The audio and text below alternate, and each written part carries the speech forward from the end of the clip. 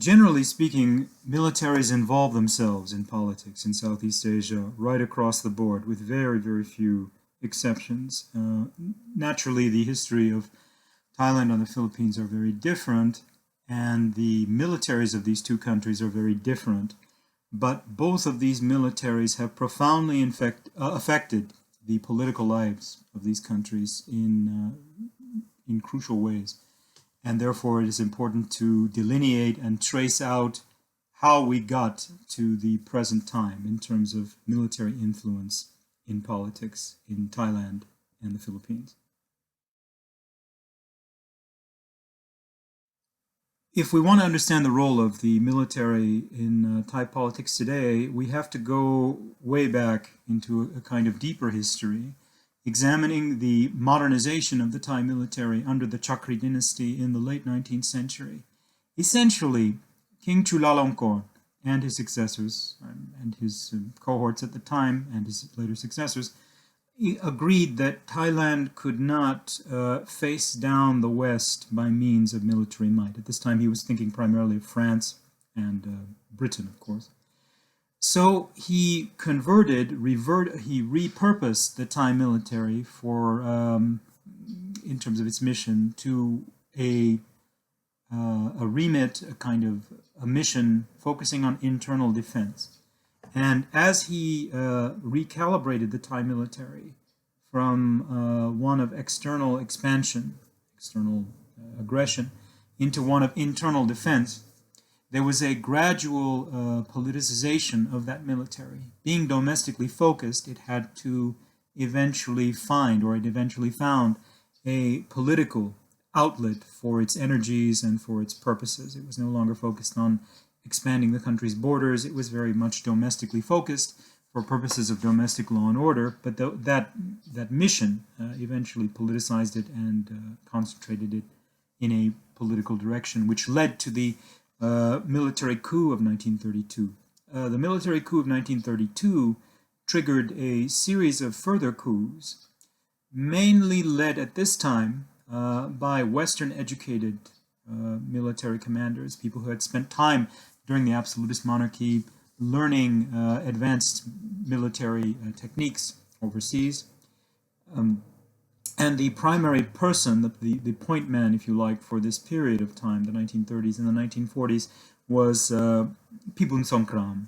Pibunsongkram was educated partly educated in France, where he learned how to operate, artillery, and he came back to Thailand and joined the 1932 promoters in the 1932 coup. In 1933, there is an attempt at royalist restoration, the Bowaradit Rebellion, in which he plays a leading role in crushing, and therefore he uses the glamour and fame he obtains from this to consolidate his own political position, to the extent that by 1938, the end of 1938, he is the kind of authoritarian military ruler of Thailand. Now, instead of pursuing a royalist vision, interestingly, he pursues a kind of pan-Thai irredentist vision. He wants to recreate a greater Thai state. And he does this through an alliance with the Japanese during the Second World War, which eventually leads to disaster. To make a very long and complicated story short, he comes back in 1947. He re-enters the political limelight after being toppled in 1944. He re-enters the political scene in 1947 as a kind of, again, a point man for a new coup group. A new coup group which, interestingly enough, was made up of very different types of people. Lower class Thais who had become middle ranking and then junior commanding officers.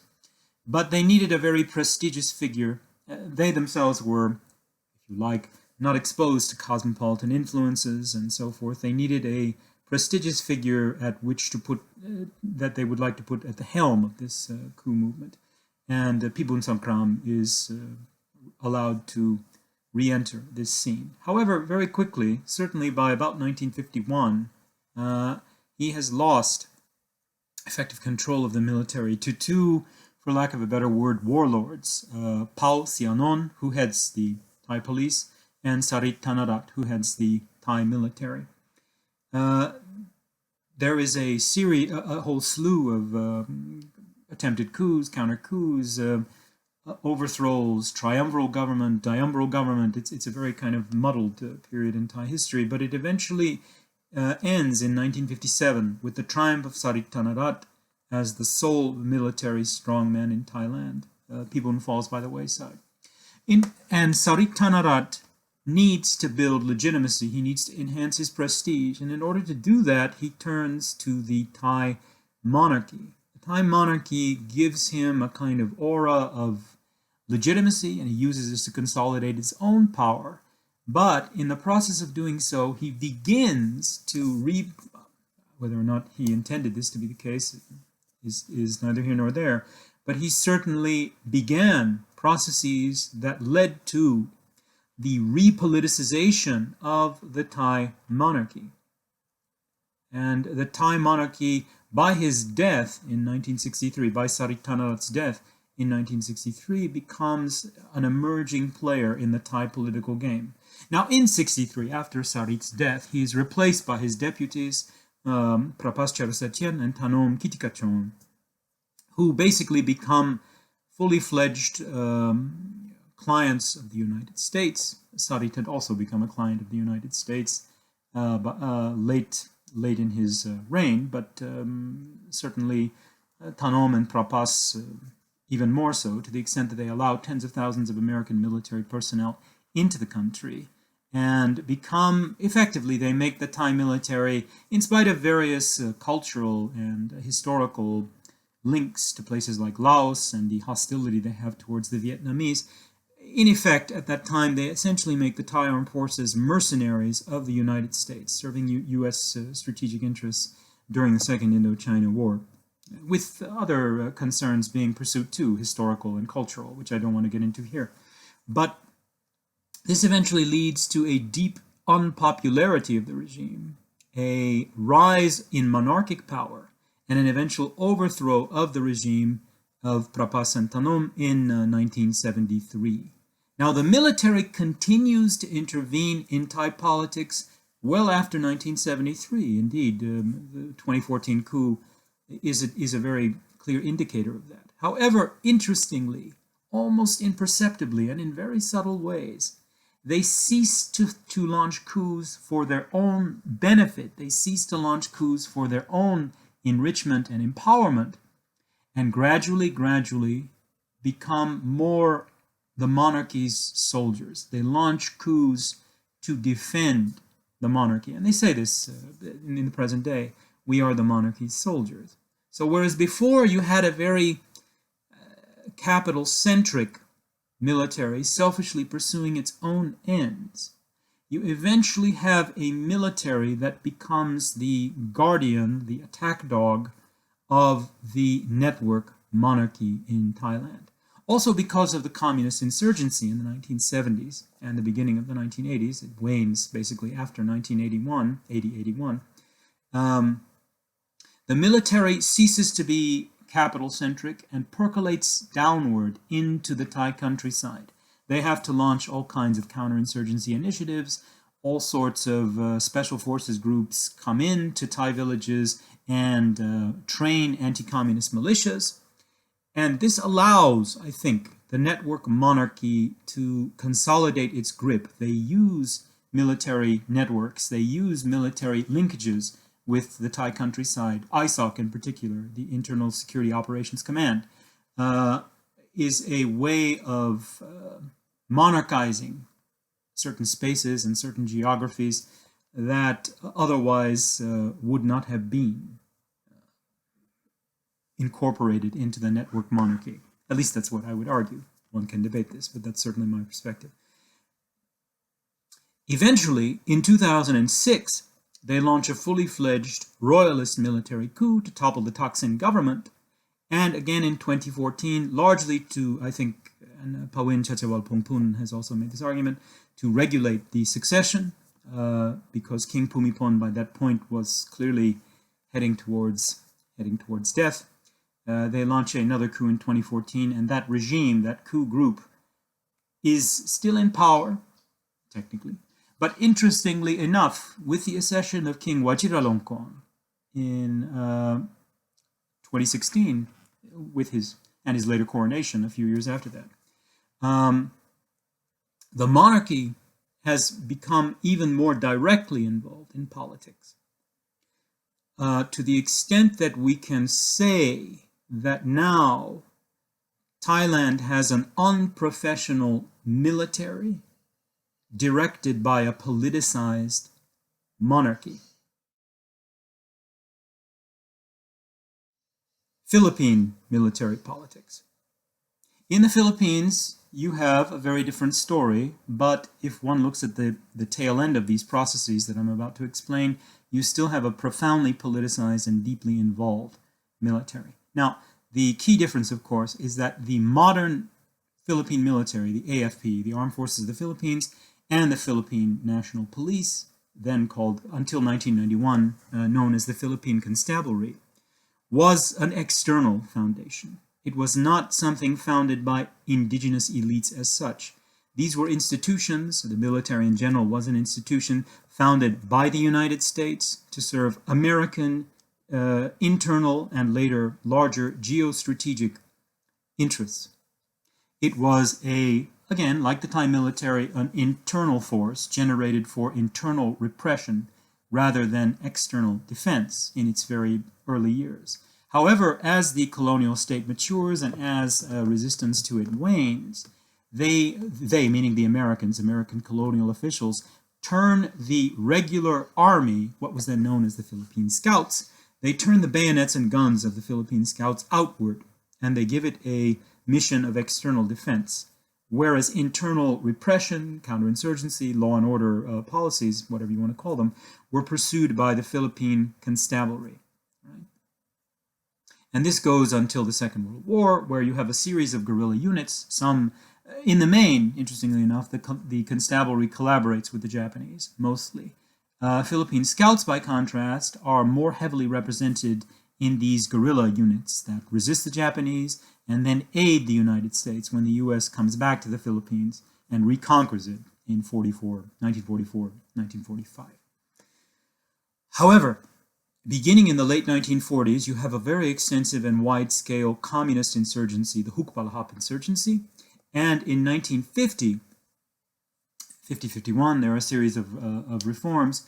The United States combines, this is very largely done under U.S. initiative, they recombine or combine the Philippine Scouts, the Philippine Army, with the Constabulary.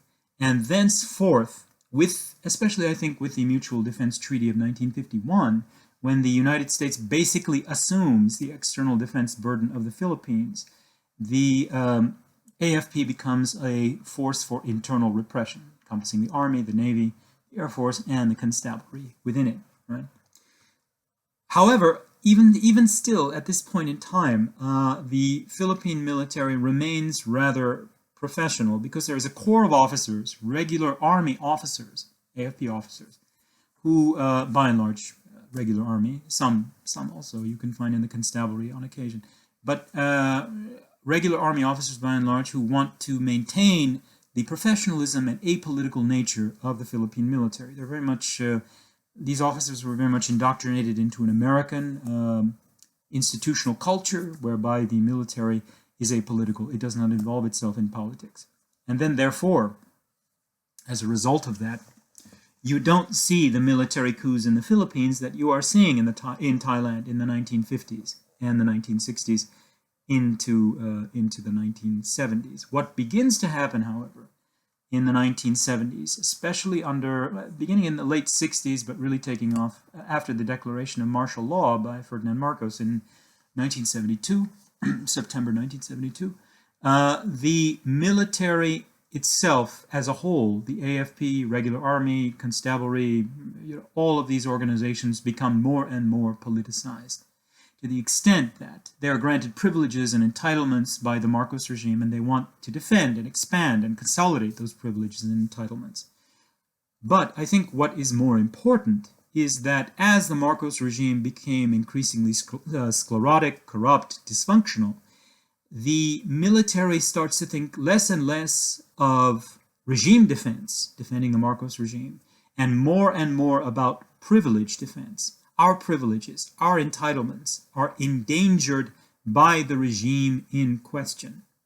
And they do find, certainly by about 1984, I would think, a year after the assassination of Benigno Aquino, they find a sympathetic ear in the American defense establishment and also in the State Department. This is one of the rare occasions in the 1980s when the State Department and the Department of Defense actually agree on something. The Philippines is going to pot. It might fall to a expanding communist insurgency. We need new people in charge, right? So the Department of Defense and also very, very senior figures in the State Department start to cultivate, encourage, and give the right winks and nods to reformist officers or officers that are willing to turn away from the Marcos regime and put in power a set of civilian elites that can tamp down on an expanding and growing insurgency, right? However, again, after the People Power Revolution in February 1986, you have a series of military coups launched in the Philippines from 1986 to about 1990. The military had fragmented. It had become extensively politicized. Certain classes united with each other, the graduate class of your year, you would join that group, you would unite, you would launch a military coup, and so on and so forth. However, eventually what occurs, I think, is profoundly interesting and very important. The military faction, if you like, that emerges victorious from all of this disorder is the faction led by Fidel Ramos, what was called in the older literature, particularly say in the late 80s, early 90s, we would call these the constitutionalists of the AFP. They were called constitutionalists because they didn't believe in military coups and they believed in the supremacy of the elected president as the commander-in-chief at that time, Corazon Aquino. However, while they did not advocate coups and actually fought actively to prevent coups, Fidel Ramos and his cohorts, his key associates, Renato de Villa and also Jose Almonte, fought to preserve the privileges and prerogatives of the AFP, the Armed Forces of the Philippines. They would actually go so far as to heavily pressurize Cory Aquino not to make peace with the communist insurgents, to continue counterinsurgency, to continue American access to Clark and Subic Bay, and to maintain a very special relationship with the United States, which brought all kinds of privileges and benefits to them. Weapons transfers, training programs, certain financial incentives, and things like this. All right. So, in the 1990s, of course, the U.S. role declines because of the closure of Clark and Subic. However, with the war on terror, very deep and profound connections between the AFP and the United States are reestablished in the name of fighting Islamic terrorism. All right. But a lot of this aid that is actually earmarked or intended to combat extremist Islam is also used by the AFP to consolidate its power, its privileges, and to fight the communist insurgency, which is still ongoing. It is ongoing to the present day. Right? So if we like, we could call this a kind of indirect Praetorianism, an indirect Praetorianism in contrast to the very direct Praetorianism we see in Thailand, right, in the 1960s and 70s. Right? But these very direct, blatant, open military coups in Thailand gradually do not indicate military supremacy. They indicate that the military has become an arm and an extension and an enforcement agency of the network monarchy. Whereas the indirect Praetorianism of the Philippine state is not open. They don't launch coups. They're occasionally threatened, but they're never launched. At least they have not been since roughly about 1990. There are a few mutinies here and there, which never really amount to very much. But this indirect Praetorianism, which salutes the president, which acknowledges that president as the commander-in-chief of the AFP, is, I think, far more autonomous and effective at pursuing its particular interests and privileges than the direct Praetorianism, ostensibly direct Praetorianism, of Thailand.